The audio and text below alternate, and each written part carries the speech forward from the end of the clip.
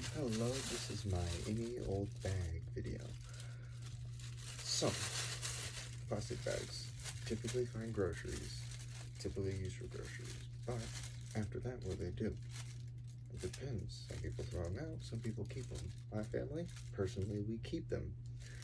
I have always enjoyed this because it feels like it's not going as much to waste, but also it brings meaning. There's something so valuable about how temporary a plastic bag is.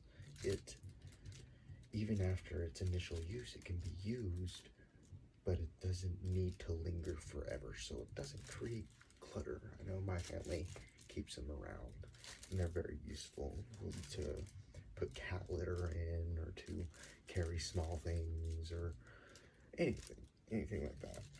So, inside this bag, something to represent my past. Now, I've got the Lego brick.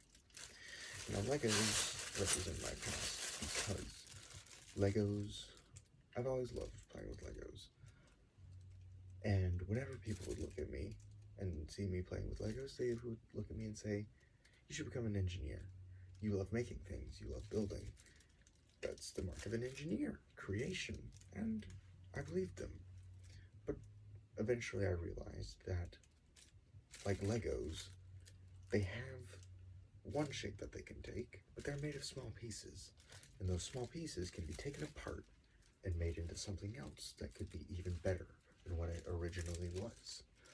So, when I discovered theater, I discovered that my tendency to create things didn't mean that I had to be an engineer, but it also meant that I could use my skills and my passions for other things. So, that is one item that represents my past. Now, an item that represents my present. Right here I have a wrench. Now this is something that represents my present, literally and figuratively. Now, today I worked as a stagehand at the Coliseum, and I actually used this wrench multiple times today. But it also represents how I'm working on myself currently in my